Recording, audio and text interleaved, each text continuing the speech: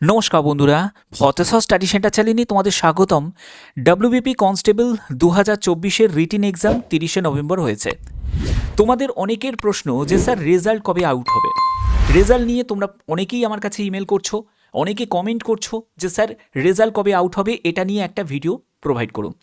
তো আজকের ভিডিওটা সেই সব প্রার্থীদের জন্য খুব ইম্পর্টেন্ট হতে চলেছে যারা রেজাল্টের জন্য ওয়েট করছো। তো চলো ভিডিওটা শুরু করা যাক। প্রথমে বলে রাখি যে তোমাদের রিটিন এক্সাম হয়েছিল 30শে নভেম্বর এবং তোমাদের অ্যান্সার কি আউট হয়েছিল 5ই ডিসেম্বরে। অ্যান্সার কি আউট হয়ে গেছিল, অর্থাৎ 5 দিনের মাথায় তোমাদের অ্যান্সার কি জারি হয়ে গেছিল। ঠিক আছে, এর ব্যাক টু ব্যাক আর একটা কিন্তু নোটিশ জারি করেছিল পিআরবির তরফ থেকে, যেখানে তোমরা দেখো এই নোটিশে তোমাদের কি বলা হয়েছে। এই নোটিশে যদি তোমাদের কোনো প্রশ্নের উত্তর মনে হয় যে ভুল আছে, যেটা পিআরবি ভুল করেছে, 5টা থেকে 6টা প্রশ্ন আমরা জানতে পাচ্ছি যে তার উত্তর ভুল দিয়েছে পিআরবি, তো তার প্রুফ দিয়ে তুমি এর জন্য তুমি ক্লেম করতে পারো। কিভাবে ক্লেম করবে? এর জন্য তোমাকে পিআরবি যে তোমাকে ইমেল আইডিটা দিয়েছে সেই ইমেলে তোমাকে ইমেল করতে হবে এবং এর জন্য 7 দিন তোমাদের সময় দেওয়া হয়েছে। ঠিক আছে, এর জন্য 7 দিন সময় দেওয়া হয়েছে, অর্থাৎ 5ই ডিসেম্বর থেকে 7 দিন তোমাদের হাতে সময় থাকবে যে যদি তোমার মনে হয় কোনো প্রশ্নের উত্তরে ভুল আছে তুমি এটার জন্য তুমি ক্লেম করতে পারো। তাহলে এই জায়গাটা থেকে আমরা বুঝতে পারলাম যে এখানে 5ই ডিসেম্বর সঙ্গে তোমাদের 7 দিন আরও যুক্ত হয়ে যাবে, অর্থাৎ 12ই ডিসেম্বর পর্যন্ত কোনো রেজাল্ট বেরোনোর সম্ভাবনা একদমই নয়, একদমই নয়। তো এবার তোমাদের 12ই ডিসেম্বর যেহেতু তোমাদের রেজাল্ট বেরোনোর কোনো সম্ভাবনা নেই, তো সেক্ষেত্রে কারণ পুরো প্রসেসটা তোমার 7 দিন ধরে চলবে, 7 দিন ধরে এই অ্যান্সার কি যে তোমরা যে যে প্রশ্নের যে উত্তরগুলো মনে হচ্ছে যেগুলো ভুল আছে সেগুলোর ব্যাপারে তোমরা ক্লেম করবে। এবার এই যে ক্লেম করবে সেটা 12ই ডিসেম্বর পর্যন্ত চলবে। 12ই ডিসেম্বরের পরে পিআরবি সেগুলোকে চেক করবে, পিআরবি সেগুলোকে চেক করবে তুমি যে প্রুফগুলো দিলে সেগুলো জেনুইন নাকি সেগুলো তারা চেক করবে। এবার এই ভুলগুলোকে সংশোধন করার পরে, অর্থাৎ কারেকশন করার পরে, ঠিক আছে, কারেকশন করার পরে আবার তোমাদের নিউ অ্যান্সার কি তারা কিন্তু অ্যান্সার কি জারি করবে যে যে প্রশ্নের উত্তরগুলো ভুল দিয়েছে। ঠিক আছে, এটার জন্য একটা ফ্রেশ তোমাদের অ্যান্সার কি জারি হবে। এবার সেটা কত দিনের মাথায় জারি হবে সেটা ধরে রাখো 12ই ডিসেম্বর, তো 12ই ডিসেম্বর, তো 12ই ডিসেম্বর পর্যন্ত তোমরা অ্যান্সার কি যে অ্যান্সারগুলো তোমাদের ভুল মনে হয়েছে সেগুলো তুমি পাঠালে। তো এরপরে তোমাদের ধরে রাখো আরও 5 দিন সময় নেবে পিআরবির তরফ থেকে। 5 দিন সময় নিয়ে মোটামুটি 17ই ডিসেম্বরের মধ্যে তোমাদের আবার একটা অ্যান্সার কি তোমাদের জারি হয়ে যাবে, যেখানে একদম যে মানে ভুলগুলোকে সংশোধন করে যে অ্যান্সার কি সেটা তারা জারি করবে। এবার সেটা কিন্তু 17ই ডিসেম্বর পর্যন্ত এই প্রসেসটা তোমাদের চলবে, এর মধ্যে তোমাদের অ্যান্সার কি জারি হয়ে যাবে। এবার তোমরা জানো যে তোমাদের জানুয়ারি মাসে, অর্থাৎ 5ই জানুয়ারি 2026 তোমাদের কি হচ্ছে পিইটি পিএমটি কন্ডাক্ট হবে। তো সেক্ষেত্রে তোমাদের ডিসেম্বর মাসেই তোমাদের রেজাল্ট আউট হয়ে যেতে হবে।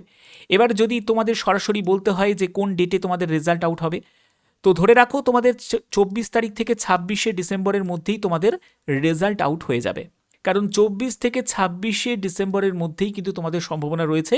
আর বাদবাকি তোমরা অবশ্যই পিআরবির অফিসিয়াল ওয়েবসাইটকে নজর রাখবে, কারণ পিআরবির অফিসিয়াল ওয়েবসাইটে যে কোনো আপডেট তোমরা পেয়ে যাবে। এবং তোমাদের আমি আর একটা ব্যাপার বলবো, ভদ্রেশ্বর স্টাডি সেন্টার চ্যানেলটিকেও অবশ্যই তোমরা সাবস্ক্রাইব করে রাখবে, কারণ এই স্টাডি সেন্টার চ্যানেলের মাধ্যমে তোমাদের এই সব বিভিন্ন আপডেটগুলো তোমরা পেয়ে যাবে, যাতে তোমাদের কাছে নতুন নতুন আপডেটগুলো যাতে পৌঁছে দিতে পারি। এবার 24 তারিখে থেকে 26 তারিখ কেন বলা হচ্ছে, কারণ 24 তারিখে যদি কোনো কারণে যদি রেজাল্ট আউট না হয়, 25 তারিখেও তোমাদের হবে না, কারণ 25 তারিখে যেহেতু 25শে ডিসেম্বর বড়দিন, ছুটির দিন, তো সেক্ষেত্রে 25 তারিখে নয় 26 তারিখে তাহলে কনফার্মভাবে তোমাদের রেজাল্ট প্রকাশিত হয়ে যাবে। ঠিক আছে, তো এইটাই কিন্তু তোমাদের মেন ব্যাপারটা ছিল, আমি সেটাই তোমাদের বললাম। এবার মেন ব্যাপার হচ্ছে যে কাট অফটা নিয়ে তোমাদের অনেকের একটা ব্যাপার আছে যে স্যার এত কাট অফ কখনো যেতে পারে। দেখো আমি এটা যেটা তোমাদের যে কাট অফটা বলেছি, এই কাট অফটা কিন্তু আগের রেঞ্জ অনুযায়ী, মানে প্রিভিয়াস ইয়ারের রেঞ্জ অনুযায়ী এই কাট অফটা কিন্তু বলা হয়েছে। ওকে, এবং আমি এটা কখনোই বলছি না যে এই কাট অফটাই তোমাদের যাবে।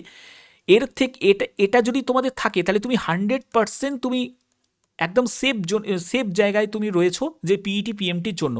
কিন্তু এর থেকে যদি তোমার কমও যদি স্কোর আসে, তোমার কত স্কোর আসছে অবশ্যই তোমরা প্রত্যেকে কমেন্ট করে আমাকে জানাবে তোমাদের কত স্কোর আসছে।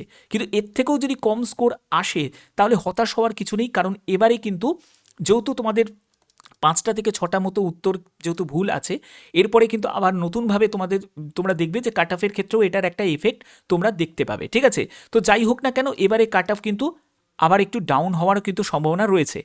ইডাব্লিউএস এর ব্যাপারটা আমি অলরেডি বলে দিয়েছি। ইডাব্লিউএস এর ক্ষেত্রে তোমরা আনএক্সপেক্টেড কিছু দেখতে পাবে, অর্থাৎ যেমন তোমাদের পিএসসি ক্লার্কশিপেও দেখেছো যে এসসি এসটি থেকেও কিন্তু ইডাব্লিউএস এর কাট অফ কম, ঠিক তেমনি তোমরা ডাব্লিউবিপি কনস্টেবলের ক্ষেত্রেও তোমরা সেটা দেখতে পাবে। তার জন্য আমি এটা তোমাদের বললাম যে ইডাব্লিউএস এর তোমাদের যে নাম্বারটাই থাকুক না কেন, তোমরা ইডাব্লিউএস এর প্রত্যেককে বলবো পিইটি পিএমটির জন্য নিজেকে যেরকম প্রিপারেশন রাখছিলে সেরকম কিন্তু রাখো। আর এখানে জেনারেল বলো, SC ST OBC A B যাই তোমাদের থাকুক না কেন, যে ক্যাটেগরি থেকেই তুমি থাকো না কেন, প্রত্যেককে বলবো পিইটি পিএমটির জন্য কিন্তু যে স্কোরই থাকুক না কেন, প্রত্যেকে প্রিপারেশন কিন্তু থামিও না, কারণ তোমাদের এবারে ফলাফলে অনেক ধরনের তোমরা পরিবর্তন দেখতে পাবে, কাট অফ ডাউন যাওয়ার কিন্তু সম্ভাবনা রয়েছে।